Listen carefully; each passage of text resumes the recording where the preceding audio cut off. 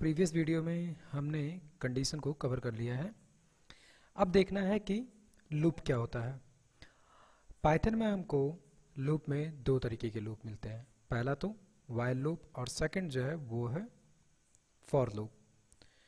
तो दोनों ही केस में हमको ये देखना है कि हम लूप का यूज कैसे करने वाले हैं। लूप में सबसे पहले इस वीडियो में हम कवर करेंगे वाइल लूप को और नेक्स्ट वीडियो में हम कवर करेंगे फॉर लूप को।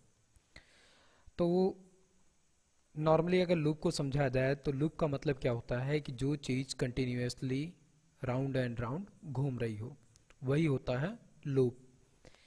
प्रोग्रामिंग लैंग्वेज में अगर हम सी की बात करें, सी प्लस प्लस की बात करें, पीएचपी जावा की बात करें तो वहाँ पर हमें एक लूप और मिलता है डू वाइल लूप। लेकिन हमें पाइथन में वो लूप नहीं मिलता है। कौन सा? Do while loop.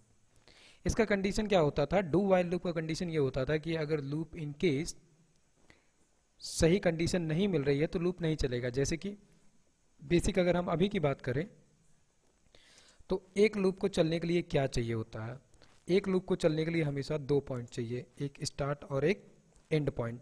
ठीक है, स्टार्ट पॉइंट अगर पहले प्रोग्रामिंग लैंग्वेज पढ़ी होगी तो देखा होगा हम स्टार्टिंग पॉइंट को किसी एक वेरिएबल बाय डिफ़ॉल्ट केस में आई से डिनोट कर दिया करते हैं कि आई इक्वल टू 0।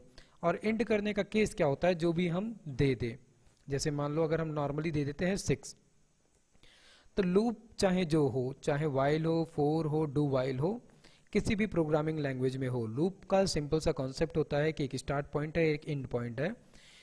तो यहाँ पर हमने आई को 0 दे दिया है और एंड पॉइंट दिया है 6। दैट मीन्स कि इसके साथ में एक होता है इंक्रीमेंट डिक्रीमेंट। इंक्रीमेंट डिक्रीमेंट में हम क्या करते हैं? इंक्रीमेंट और डिक्रीमेंट देते हैं। अब इंक्रीमेंट डिक्रीमेंट जो लोग पहले से जानते हो अच्छी बात है, नहीं जानते हो तो इसको थोड़ा सा पढ़ लेना। एक होता है प्री इंक्रीमेंट और एक होता है पोस्ट इंक्रीमेंट।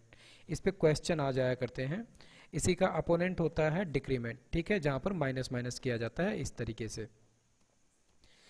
इस पे क्वेश्चन आ जाता है, थोड़ा कन्फ्यूजन भी होता है, तो थोड़ा सा मैं बता देता हूं कि प्री का मतलब होता है कि लूप जब घूम रहा है तो आई की वैल्यू पहले अपडेट की जा रही है, इसके बाद में इंक्रीमेंट हो रही है। पोस्ट का मतलब होता है कि लूप घूमेगा और लूप में लास्ट में उसकी वैल्यू को इंक्रीमेंट किया जाएगा पोस्ट इंक्रीमेंट में। ठीक है, तो ये तो केस हो गया कि इंक्रीमेंट डिक्रीमेंट, थोड़ा सा इसके बारे में पढ़ भी लेना।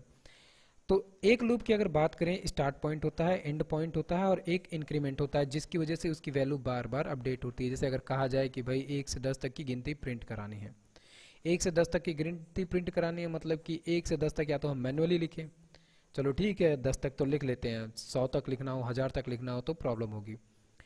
अगर 1000 तक लिखना है दैट मीन्स कि वो काम तो हम मैनुअली करेंगे नहीं, एक लूप के अंदर डालेंगे। लूप में किया क्या जाएगा? उस समय स्टार्टिंग पॉइंट दे दिया गया 1 और एंडिंग पॉइंट दे दिया गया 1000। और यहाँ पर एक कंडीशन क्या लगा दी जाती है? कंडीशन ये लगाई जाती है कि आई जो है जब तक लेस देन या इक्वल टू है किसके, या अगर हम लेस देन का कंडीशन बता रहे हैं तो कहेंगे कि 1001 से अगर लेस देन है तब तक चलेगी। दैट मीन्स कि ये 1000 पे आके रुक जाएगा। और इंक्रीमेंट क्या करेगा? बार बार आई की वैल्यू एक एक बढ़ाता चला जाएगा अनटिल कि उसकी वैल्यू फॉल्स ना हो जाए। यही केस हम देखते आए हैं और इसी पूरे के पूरे केस को हमें क्या करना है? यहाँ पर देखना है वाइल लूप में। तो वाइल लूप का जो सिंटेक्स होता है वो क्या होता है? सिंपली हम वाइल कीवर्ड का ही यूज करते हैं। और अगर एडिटर एज अ यूज कर रहे हो VS कोड तो वाइल लिखते ही यहाँ पर एंटर करने पे इसका जो सिंटेक्स है वो आ जाएगा। यहाँ क्या दे रहा है? एक्सप्रेशन। पास कीवर्ड के बारे में पहले से ही जानते हो, अगर हमें कुछ याद आ रहा है चाहे वो लूप हो, कंडीशन हो या फंक्शन या क्लास में हो, हमने नाम तो लिख दिया है बट अभी हमको उसके अंदर कोई लॉजिक नहीं इंप्लीमेंट करना है तो हम पास लिखकर आगे बढ़ जाते हैं। तो बेसिकली अगर वाइल लूप की बात करें तो वाइल कीवर्ड हमने यूज किया और इसके साथ में एक्सप्रेशन। तो अगर हम नॉर्मल केस में कहें कि एक छोटा सा 5 तक की गिनती प्रिंट कराते हैं। ठीक है, और यहाँ पर ध्यान देना आई पे जो है ये क्या कर रहा है, अनडिफाइंड वेरिएबल ये है। क्यों? क्योंकि आई को हमने यहाँ पर कोई भी वैल्यू असाइन नहीं की है। तो आई को एक वैल्यू असाइन कर दी है और सिंपली यहाँ पर क्या करते हैं, हम प्रिंट करा लेते हैं। किसको प्रिंट कराते हैं? आई। तो आई वैल्यू और यहाँ पर सिंपली आई को प्रिंट करा लिए। अभी के केस में क्या होने वाला है, एक बार प्रिंट करके देखें इसको। तो हम चलते हैं यहाँ पे, बटन को क्लिक किया और क्लिक करने के साथ में ही टर्मिनल ओपन हुआ। ये कोड रन होगा। रन होने के बाद में प्रॉब्लम क्या हुई, ये इन्फिनाइट लूप में चला गया है। अब इन्फिनाइट लूप में चला गया, इससे बचने के लिए क्या करना पड़ेगा, हम यहाँ से इसको कट कर दें, अदरवाइज ये चलता चला जाएगा। क्यों? क्योंकि i इक्वल टू 0 तो दिया और i को हमने क्या कहा, i जब तक कि छोटा है 5 से तब तक। अब इस केस में देखो ये क्या हुआ है, हैंग हो गया मेरा सिस्टम। अब ये इसको चलने नहीं देगा। तो इसके लिए करना क्या पड़ेगा, इसको मैं दोबारा से ओपन करूं। दैट मीन्स कि अभी के लिए इसको कट करना पड़ेगा। तो जब तक कि ये कट हो रहा है, चल रहा है। लूप के केस में एक चीज़ जान लो कि लूप अगर आपने गलत चला दिया तो वो इन्फिनाइट लूप में चला जाएगा, जैसे अभी कंटिन्यूअस चलता चला जा रहा था। एट द लास्ट एडिटर ने क्या किया, कह दिया कि नो लॉन्गर रिस्पॉन्स, मुझे इसको फिर से रीओपन करना पड़ेगा। तो लूप में सबसे इंपॉर्टेंट चीज़ क्या होता है, वो स्टॉप पॉइंट। स्टॉप पॉइंट तो मैंने दिया था, अगर कहते हो कि ठीक है स्टॉप पॉइंट तो हमने दिया था कि वो 5 जो था स्टॉप पॉइंट था, लेकिन इंक्रीमेंट या डिक्रीमेंट हमने यहाँ पर नहीं दिया। इसकी वजह से ये क्या किया, लूप के अंदर आया तो, लेकिन इसके बाहर ये नहीं निकल पाया। तो यहाँ पर क्या किया, i प्लस इक्वल टू 1, इसकी वैल्यू 1 1 करके बढ़ती जाएगी। कब तक? जब तक कि i की वैल्यू जो है वो 5 के जितनी ना हो जाए। जैसे ही 5 को टच करेगा तुरंत क्या होगा, ये स्टॉप हो जाएगा। उससे पहले तक ये चलता रहेगा। तो एक बार फिर से अगर हम इसको रन करते हैं और रन करके देखें कि अब वैल्यू क्या मिलती है, तो के केस में होगा क्या, i अभी 0 है, i को देखेगा वैल्यू 0 है, अंदर आएगा, i वैल्यू 0 प्रिंट करेगा, वैल्यू को 1 से इंक्रीमेंट करेगा, ये 1 हो जाएगा। अब यहाँ की वैल्यू क्या हो चुकी है, 1 हो चुकी है। तो 1 जो है वो 5 से छोटा है। फिर अंदर आएगा, इसको 2 करेगा, फिर यहाँ आएगा, छोटा है, फिर 3 करेगा, फिर यहाँ आएगा। एट द लास्ट इसकी वैल्यू होगी 4। जब यहाँ पर 4 होगा तो भी प्रिंट करेगा, और जब 5 हो गया तो 5 जो है वो 5 से छोटा नहीं है। उस केस में क्या होगा, हमारा लूप जो है स्टॉप हो जाएगा। तो एक बार फिर से इसको रन करते हैं क्लिक करके और देखते हैं इस बार हमको आउटपुट क्या मिलता है। ठीक, नोटिस किया, केवल इस इंक्रीमेंट को लगाने से हमको यहाँ पर 4 वैल्यू मिल गई। और ये 0 से लेकर 4 तक क्यों प्रिंट किया, क्योंकि हमने यहाँ पर वैल्यू दी थी 0। अगर इसको 1 दे देते हैं तो क्या होगा, ये स्टार्ट करेगा 1 से लेकर 4 तक। अब कहते हो कि ये जो है हमको चलाना है 5 तक कंप्लीटली, तो यहाँ पे छोटा सा चेंज किया और चेंज करने के बाद में फिर से रन किया। हमने क्या मिल गया, 1 2 3 4 5। क्यों? क्योंकि यहाँ पर हमने क्या दे दिया कंडीशन कि i जो है अगर वो छोटा है या बराबर है किसके, 5 के, तो ये वैल्यू हमको मिल जाए। ठीक है, ये केस क्या हो गया, ये केस तो सिंपली हो गया कि ठीक है हमने यहाँ पर वैल्यू प्रिंट कर दी। अब जैसे कि प्रीवियसली हम देखते आ रहे हैं कि अगर डिक्शनरी हो तो डिक्शनरी के अंदर डिक्शनरी हम यूज कर सकते हैं।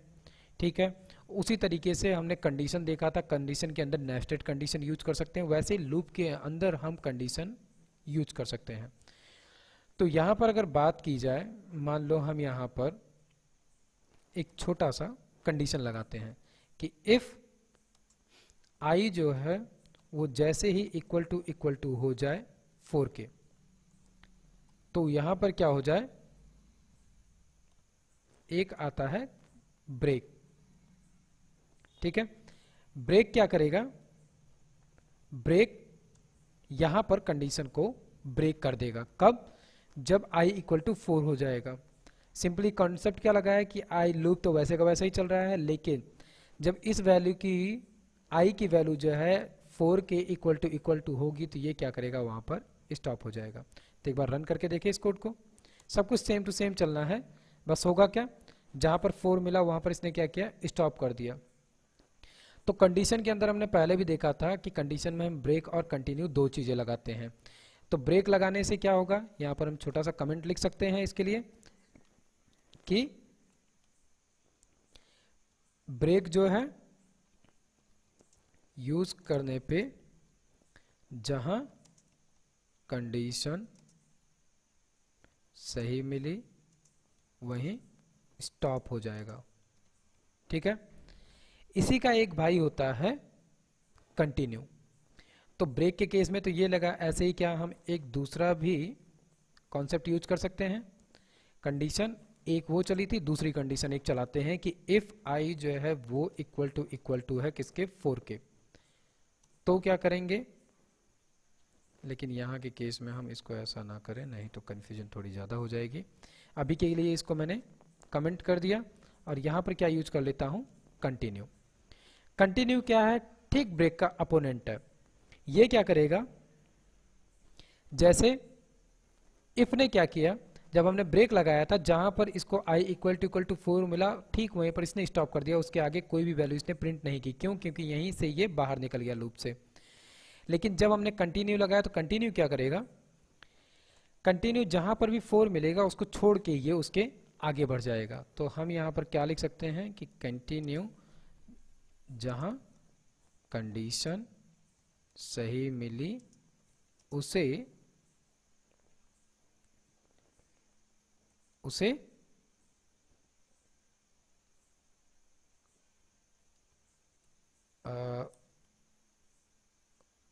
उसे हटा के आगे बढ़ जाएगा।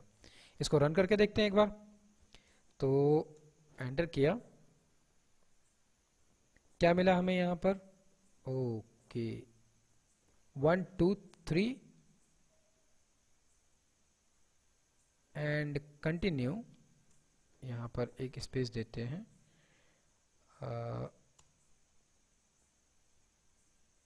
कुछ तो गड़बड़ हुआ है, एक बार फिर से रन करके देखते हैं, क्योंकि इसने यहाँ पर लाइन को स्टॉप नहीं किया है, ये कंटिन्यूअस जो है वो चलता चला जा रहा है।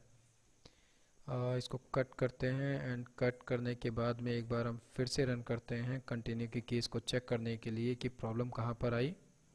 1 2 3 दे रहा है और इसके आगे ये हमको 5 नहीं दे रहा है। दैट मीन्स कि समथिंग रॉन्ग। कंडीशन हमने क्या दिया था कि अगर if I equal to value 4 होती है तो ये क्या करे, उसको कंटिन्यू, दैट मीन्स कि उसको स्किप करके उसके आगे बढ़ जाए, बट ये बढ़ा नहीं। तो थोड़ी सी थ्योरी चल के देखते हैं इसके लिए कि क्यों ऐसा हो रहा है। हमने ब्रेक स्टेटमेंट यूज किया, ब्रेक हो गया। कंटिन्यू स्टेटमेंट यूज किया, कंटिन्यू हो गया। ओके, प्रॉब्लम क्या की, ब्रेक के केस में इंक्रीमेंट जो है वो नीचे हम यूज कर रहे थे क्योंकि लाइन वहीं पर ब्रेक कर रही थी, बट कंटिन्यू के केस में क्या हो रहा है, इंक्रीमेंट जो है वो ऊपर लगाया गया है। तो एक बार हम भी इसको करके देखते हैं कि इस केस में एक्चुअल में होता यही है, गलती यही हुई, क्योंकि कंटिन्यू का केस क्या होता है कि कंटिन्यू के केस में ये जो वैल्यू मिली है इसको i इक्वल टू 4, इसको स्किप करके ये आगे बढ़ेगा, लेकिन आगे जब बढ़ेगा तो यहाँ पर ये क्या करेगा, इसको वैल्यू नहीं मिल पाएगी, वो वैल्यू चाहिए होगी यहाँ पर, क्योंकि 4 को छोड़ के इसे बाहर निकलना होगा इफ़ की कंडीशन से और फिर इसको इंक्रीमेंट करना होगा। तो उसके लिए ये आगे नहीं बढ़ पा रहा है। अब हम फिर से एक बार इसको रन करते हैं और अब की हम आंसर देखते हैं क्या मिला। ठीक, ध्यान दो यहाँ पर हमें क्या मिला है, i की वैल्यू थी और हम यहाँ पर क्या कर रहे हैं, पहले ही इंक्रीमेंट कर रहे हैं, इसलिए यहाँ पर क्या हुआ, इसने 1 को छोड़ दिया है। ठीक है, दिख रहा है, यही केस होता है प्री इंक्रीमेंट और पोस्ट इंक्रीमेंट का। जब तक हम इसके नीचे इंक्रीमेंट को यूज कर रहे थे तो हो क्या रहा था, सबसे पहले इनिशियलाइज्ड वैल्यू क्या थी, i की 1 थी, इसलिए यहाँ पर सबसे पहले 1 मिल रहा था। बट अब क्या हो रहा है, i की वैल्यू 1 है, कंडीशन सही है, अंदर आया और इसने क्या किया, सबसे पहले i की वैल्यू को इंक्रीमेंट कर दिया 1 से, तो वो हो क्या गया 2 को लाकर इसने यहाँ पर प्रिंट किया। अब इसको अगर क्रॉस चेक करना है तो इसको अगर मैं यहाँ पर 0 कर देता हूँ और फिर से इसको रन किया जाए तो अब क्या होगा, 0 की वैल्यू इंक्रीमेंट होकर 1 हुई, तो 1 2 3 4 5। अब बात ये आती है कि कंडीशन हमने यहाँ पर क्या दी थी कि i जब 5 के इक्वल टू हो जाए या लेस देन हो तब तक ये लूप चले, लेकिन लास्ट वैल्यू यहाँ पर क्या मिल गई हमें, 6 मिल गई। ये 6 कैसे मिला, 6 भी वैसे ही मिला कि i की वैल्यू यहाँ पर 5 हुई, 5 जो है 5 से इक्वल टू है, छोटा तो नहीं है लेकिन इक्वल टू है, वो अंदर आया और 5 को इसने क्या कर दिया, 6 कर दिया और इसने इसको क्या किया, यहाँ पर प्रिंट किया।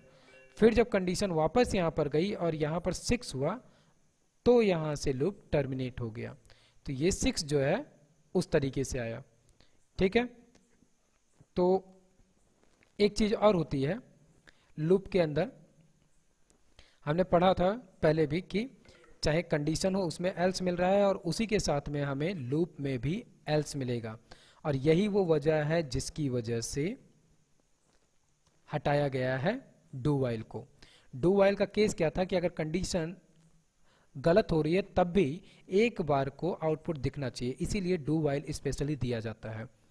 बट पाइथन ने क्या कहा कि केवल और केवल गलत कंडीशन होने पर ही आउटपुट क्यों दिया जाए, कंडीशन चाहे सही हो चाहे गलत हो, दोनों ही केस में हम आउटपुट जरूर देते हैं एल्स का। तो इन्होंने एल्स जो है उसको यूज कर लिया फॉर लूप के साथ भी और वाइल लूप के साथ भी। तो इस केस में होगा क्या कि वाइल चले सही या गलत, दोनों ही केस में हमको एल्स का आउटपुट तो मिलेगा ही मिलेगा। तो यहाँ पर नॉर्मली हम क्या करते हैं, एक प्रिंट लेते हैं और लिखते हैं वाइल लूप इंट, ठीक है, और इसको अब हम रन करते हैं। मिल गया वाइल लूप इंट। कंडीशन यहाँ पे गलत दे देते हैं, मान लो कि i जो है इसकी वैल्यू हमने दे दी 7 और कंडीशन क्या चला है कि i जब तक छोटा हो या बराबर हो 5 के, तो है ही नहीं, ये कंडीशन शुरू में ही गलत है। तो इसको अगर हम रन करेंगे तो वाइल के अंदर तो नहीं गया लेकिन एल्स का आउटपुट हमें यहाँ पर मिल गया। तो ये एक केस क्या है, नॉर्मली एल्स वाला जो है ये लूप अभी फॉर लूप जब हम पढ़ेंगे तो उसमें भी मिलेगा। यही 3 चीज़ें यहाँ पर यूज हो रही है।